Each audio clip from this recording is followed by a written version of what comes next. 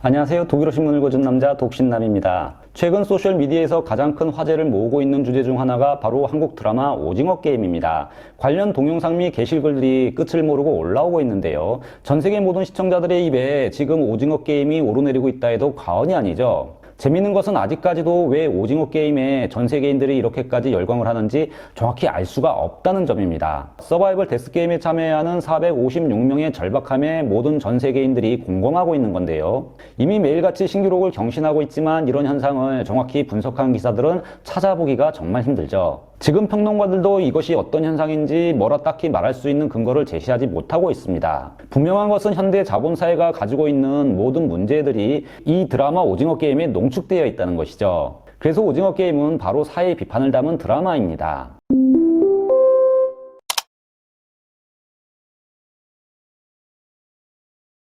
그럼 한국 팬들은 어떤 반응을 보이고 있을까요? 두 부류로 나눕니다. 신선하고 재밌다는 부류와 함께 열광할 정도까지 흥미를 못 느끼겠다는 그룹으로 나눠지고 있죠. 유명한 평론가들도 후자에 속하는 분들이 많습니다. 황동혁 감독이 오징어 게임 제작을 두고 한국 제작사에 거절을 당하는 등 물을 먹었다는 얘기는 이미 알려진 스토리인데요. 그만큼 한국 컨텐츠 전문가들이 보기에도 흥행 요소를 찾기 어려운 대본이었다는 것이죠. 저도 사실 서바이벌 게임을 베이스로 하는 영화나 컨텐츠를 좋아하지 않아 이런 류의 영화를 본 적이 없습니다. 오징어 게임은 사실 유명하다고 해서 본 거죠.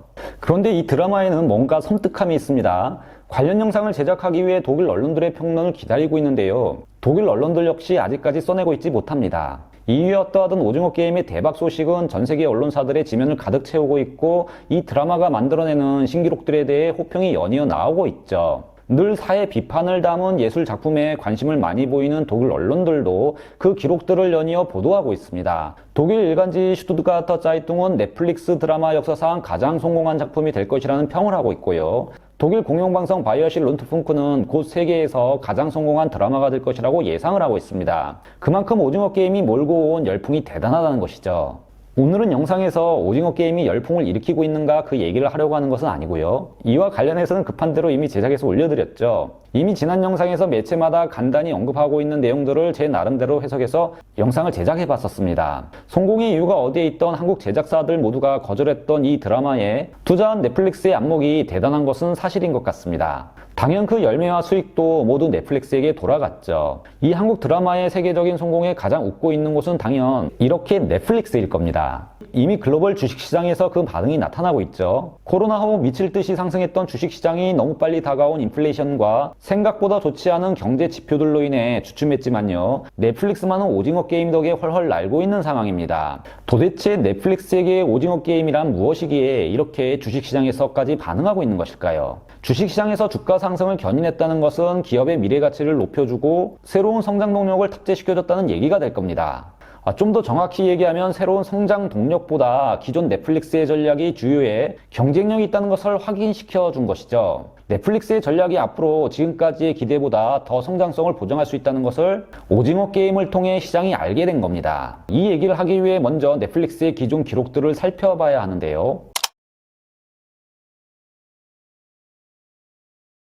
독일 유력 주간지 슈테연지는 2021년 9월 29일 이 작품이 가장 성공한 작품이다라는 제목의 기사를 썼던 적이 있었습니다. 매체는 넷플릭스는 자체 생산한 콘텐츠 관련 데이터와 숫자를 잘 공개하지 않고 있다고 밝히고 있습니다. 그러나 몇몇의 의미 있는 콘텐츠에 대해 오픈하고 있다고 설명도 하고 있는데요. 지금까지 넷플릭스에서 가장 큰 성공 스토리를 썼던 드라마는 브리저튼이라고 보도하고 있습니다. 1800년대 사국에 첫 발을 내딘 브리저튼 가문에 대한 얘기이죠. 매체는 이 드라마가 공개된 지 28일 만에 8,200만의 넷플릭스 어카운트가 시청을 했다고 전하고 있습니다. 또한 6억 2,500만 시간이 스트리밍되었다고 설명하고 있는데요. 재생시간 기준으로 최고의 자리에 오른 드라마라고 보도하고 있습니다. 영화로 최고의 자리에 오른 것은 9,900만 어카운터가 시청한 어벤져스 스타 크리스 햄스워스 주연의 익스트레이션이며 최고 재생시간을 기록한 것은 산드라 블록 주연의 버드박스라고 설명하고 있습니다. 그러나 기사는 이런 여러 장르와 작품들의 대기록들을 아마도 한국 드라마 오징어 게임이 넘어서게 될 것 같다고 보도하고 있습니다. 영화와 드라마 모두 기록을 비교하고 있는 매체의 의도는 넷플릭스 컨텐츠 모든 종류의 작품들의 기록이 오징어 게임 앞에 이제 의미가 없다는 것을 말하려고 하는 것 같죠. 기사는 오징어 게임은 지금 탄탄대로를 달리고 있고 아마도 역사상 가장 성공한 드라마가 될 수 있다는 내용을 전하고 있습니다. 매체는 당연히 곧 브리저튼의 기록을 깰 것이라고 예측을 하고 있죠. 그런데 이 드라마 오징어 게임이 넷플릭스에게 가져다 준 것은 비단 이런 신기록들만이 아닙니다. 독일 일간지 슈투가르트 짜이퉁은 9월 29일 보도에서 넷플릭스의 CEO 사테드 사란도스의 말을 인용, 오징어 게임이 비영어권 드라마라는 것을 강조하고 있는데요. 바로 영어 드라마가 아니라도 이제 성공 스토리를 쓸 수 있는 새로운 문화 소비 트렌드를 이렇게 분명히 확인시켜준 작품이라는 겁니다. 그런데 비영어권 콘텐츠의 글로벌 히트가 의미하는 것이 무엇이기에 이렇게 넷플릭스 최고 경영자가 나서서 이를 강조하고 있는 것일까요? 비영어권 문화 콘텐츠의 붐은 단지 넷플릭스 플랫폼에서만 나타나는 것이 아닙니다. 독일 국영방송 바이에르시 눈트풍크는 10월 1일 보도에서 소셜미디어에서도 역시 히트를 기록하고 있다고 방송하고 있는데요. 방송은 오징어 게임 드라마에서 나온 달고나 레시피가 틱톡에서 인기를 끌고 있고 이 드라마에 출연한 배우들의 팔로우 숫자는 폭발하고 있다고 전하고 있습니다. 그리고 중국에서는 해시태그 오징어 게임은 가장 많이 사용되는 단어라고 보도하고 있죠. 전 세계 플랫폼에서 가장 큰 주목을 끌고 있는 것이 바로 오징어 게임 관련 콘텐츠라고 얘기하고 있는 건데요. 이렇게 오징어 게임 관련 창작물이 지금 온라인을 덮고 있다는 겁니다. 넷플릭스 입장에서는 광고비 없이 수많은 자발적 인플루언서를 통해 간접 광고를 할 수 있게 된 거죠. 넷플릭스가 공개를 하고 있지는 않지만요. 오징어 게임을 통해 탈퇴를 했던 구독자를 더 붙잡아 놓을 수 있게 되었을 것이고요. 신규 가입자는 더 늘게 되었을 겁니다. 좋은 콘텐츠 하나가 회사의 수익 구조를 더 개선시킬 수 있는 것이죠. 그런데 이런 이슈는 어떻게 보면 단발성인 겁니다. 드라마나 데이트를 쳤다고 해서 증권가가 움직이지는 않습니다. 컨텐츠 하나의 성공이 주가 상승을 견인할 만큼 영향력이 크지 않을 수도 있다는 것이죠. 왜냐하면 기업의 주가는 그 회사의 비즈니스 모델을 보고 움직이는 것이고 오징어 게임도 그런 넷플릭스의 전략이 구현된 비즈니스 모델에서 나온 결과일 뿐입니다. 이미 이런 현상은 상당 부분 주가에 선반영되어 있는 것이죠. 주식은 미래 가치를 보고 움직이는 것이기 때문인데요. 하지만 오징어 게임은 주가를 끌어올리는 원동력이 되었습니다. 이는 영상 도입부에서 말씀드린 것처럼 OTT 시장에서의 넷플릭스의 전략이 훨씬 더 경쟁력이 있다는 것을 확인시켜 줬기 때문입니다. 다른 OTT 기업들의 전략에 비해 넷플릭스의 전략이 더 효과적이라는 것을 증명한 것이 바로 오징어 게임인 것이죠. 그럼 넷플릭스의 시장 전략 특징은 무엇일까요? 이를 잘 설명해주는 칼럼이 하나 있습니다. 독일 미디어 비평 매체로 유명한 미디어 버블은 이런 넷플릭스의 전략을 아주 잘 설명해주고 있습니다. 미디어 버블은 독일 튜빙겐 대학 미디어 연구소 공식 칼럼 채널이고요. 이 매체는 K 콘텐츠가 넷플릭스에 갖는 의미도 구체적으로 설명을 하고 있죠. 오늘 영상에서 이 부분은 사실 예전 제가 소개해드린 적이 있는 내용입니다. 오늘 내용에 꼭 필요할 듯해 잠시 내용을 수정해 인용했다는 말씀 먼저 드립니다. 컬럼에 따르면 넷플릭스의 차별성은 바로 쌍방향 컨텐츠 전략입니다.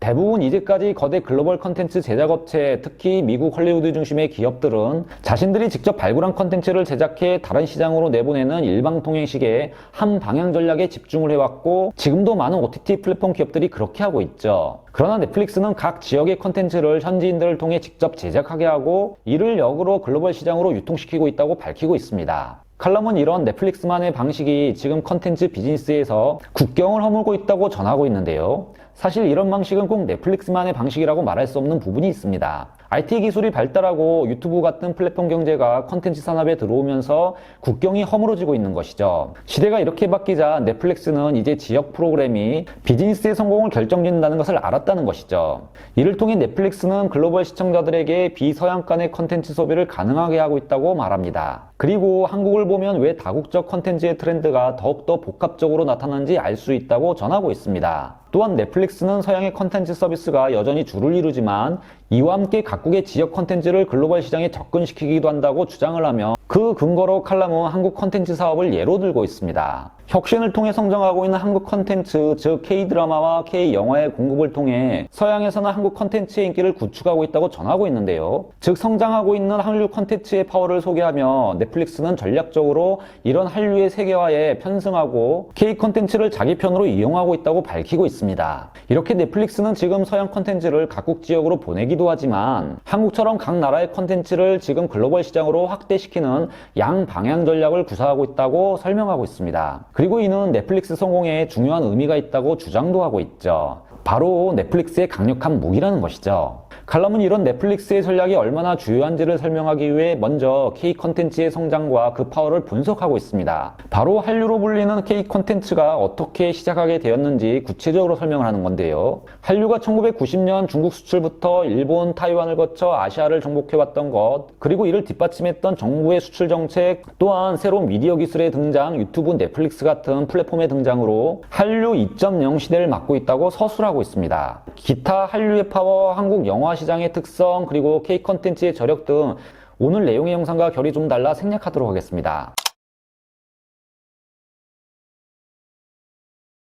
즉 이런 넷플릭스의 전략은 이미 시장에서 그 차별성을 인정받아왔다는 점입니다. 다른 OTT 플랫폼보다 비교되는 넷플릭스만의 강력한 특징이었죠. 그러나 이제까지 넷플릭스의 이런 전략에도 비영어권 콘텐츠는 주류가 아니었습니다. 넷플릭스의 양방향 전략은 성공과 경쟁력을 선사할 만큼 대단했지만 헐리우드를 중심으로 하는 영어권 콘텐츠의 다양성 정도를 확인하는 수준이었죠. 하지만 오징어 게임을 통해 상황이 완전히 달라진 겁니다. 헐리우드 콘텐츠가 이제 위협을 받고 있다는 외신들의 평론도 나오고 있는 실정이죠. 이제 헐리우드 중심의 영어 버전 콘텐츠도 수많은 문화가 생산해내는 창작물 중 하나로 평가되는 새로운 시장의 트렌드가 나타나고 있는 건데요. 이런 현상을 지금 가속화시키고 시장에 확인시켜준 것이 바로 오징어 게임인 겁니다. 이 특별한 넷플릭스의 전략이 이런 시장의 흐름을 유일하게 담아내고 있는 것이죠. 그리고 이를 통해 다른 OTT 업체들과의 간극을 더 벌려놓을 것이라고 금융시장은 판단을 한 것 같습니다. 기술이 발달하고 다른 문화에 대한 접근이 쉬워지면서 소비자들은 콘텐츠 공급 업체들에게 다양한 문화에 대한 요구를 하고 있는 것인데요.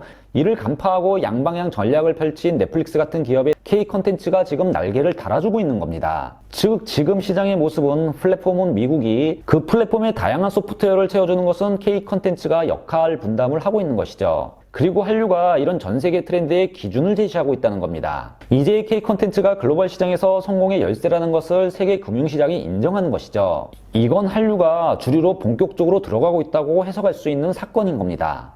물론 이번 오징어 게임 성공을 통해 금전적인 실익은 넷플릭스가 모조리 가져갔지만요. 이를 그리 나쁘게 볼 것은 아닙니다. 그들도 이렇게 많이 버는 것이 있어야 한국에 투자하겠죠. 그러나 이에 반해 의미 있는 무형의 자산들을 한국은 챙길 수 있게 되었습니다. 슈투트가르트 자이퉁은 외국에서는 잘 알지도 못하는 연기자들로 이런 대단한 결과가 나왔다고 호평을 하고 있는데요. 바로 한류의 저변과 영향력이 확대되었고 이를 통해 한국에서는 창작 시장의 규모가 더 넓어지게 되었죠. 앞으로 컨텐츠 산업의 조동시장도 더 커지면서 더 성장하게 될 겁니다. 문제는 컨텐츠 산업에서 일하는 사람들의 개선돼야 할 노동 조건입니다. 이런 플랫폼 기업들의 투자는 분명히 이런 문제를 개선시키려고 할 겁니다. 그리고 이런 히트작을 통해 차원 넷플릭스나 다른 OTT 업체들에게 더 좋은 조건을 제시할 수도 있게 되었죠. 뿐만 아닙니다. 한국 제작사들도 주목을 받게 될 것이고요. 투자 유치도 예전보다 더 쉽게 할 수 있을 겁니다. 또한 한국에서만 활동하던 실력파 배우들이 이제 글로벌 시장에 좀 더 쉽게 진입할 수도 있게 되었죠. 이미 오징어 게임에 출연한 배우들은 세계 팬들을 만들고 있는 중입니다. 지금까지 독일어 신문을 읽어준 남자 독신남이었습니다.